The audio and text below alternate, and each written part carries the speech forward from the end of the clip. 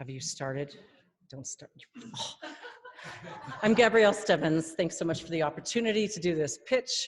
I am a senior consultant at Energy Futures Group, and the photo you're looking at is Art Rosenfeld, who in the 1970s came up with the concept of a fee-bait, which you've heard mentioned a couple times today. This is him in 2011 receiving the Medal of Innovation and Technology from President Obama.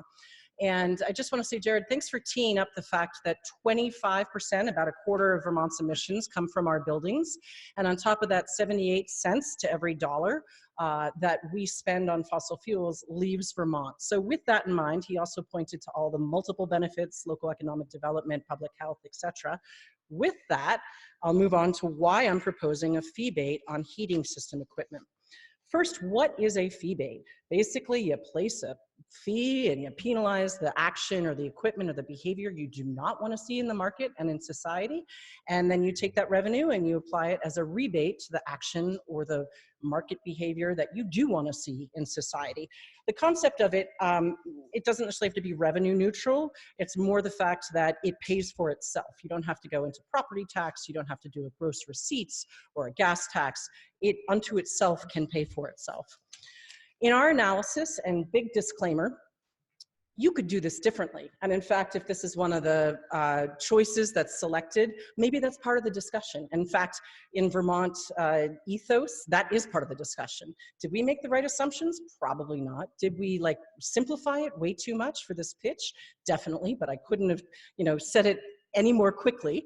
But in long story short, we applied a fee to all efficient as well as inefficient fossil fuel heating system as well as inefficient electric baseboard.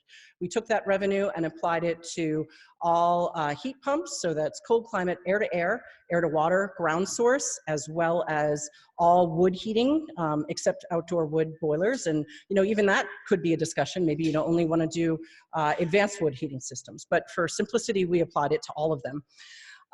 We also, in terms of our approach, we threw it out there, maybe tax department implements the fee, multiple entities could implement the rebate, and critically to what we've heard today, in our proposal, we have enough funds so that we can provide a refund to low-income Vermonters. That could either be a flat refund, or you could tier it based off of what their income level was.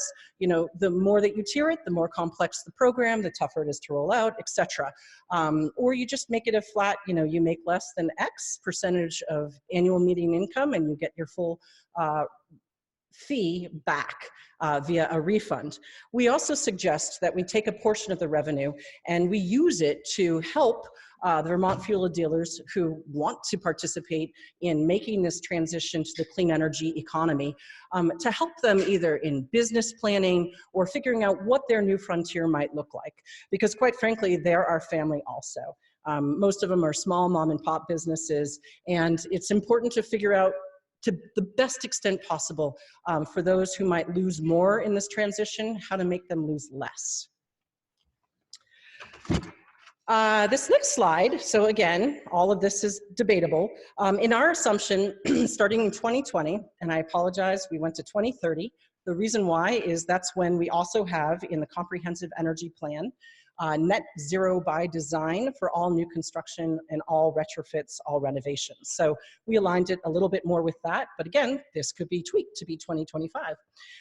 We applied a 20% fee on inefficient fossil fuel heating equipment and a 10% fee on efficient fossil fuel heating equipment beginning 2020. And it goes up 1% over the next 10 years to 2030. So it's 2021, 22, 23. And we did a flat 8% rebate for any type of clean heating system. You can see in this analysis on the left-hand side, 2020, you have about 4 million collected in fees, 2 million going out. And by the end, you see the market transforming where we're collecting less than 1 million and paying out almost 4 million. And you'll see we end, the orange line, we end with about 3 million in the bank, hence the refund to low-income Vermonters.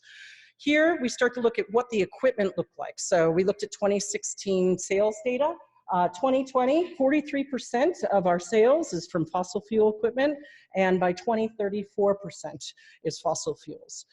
In terms of next steps, so I would, first of all, I don't think this has to take a very long time. It doesn't have to take 5 years. It's discrete enough that you could actually roll it out. You would need to, in that sort of mushy iterative phase, do more detailed analysis, cost benefit, what are the right rebate amounts, what are the right fee amounts. You need to do stakeholder outreach, a fair amount of it, and then define the conceptual plan even more. The stakeholder outreach, I called Matt Coda, Vermont Fuel Dealers Association last week. I was like, hey, Matt, I'm doing this pitch. That went well. And he basically said, you know, Gabrielle, if you support biofuels, B100 uses the same furnace as an oil system. And I was like, great point. Hence, we need stakeholder outreach. We need more detailed analysis. After that, you could draft some statute, get it passed, and then move to implementation. But it doesn't have to be complicated, and it can make a deep impact. Thanks.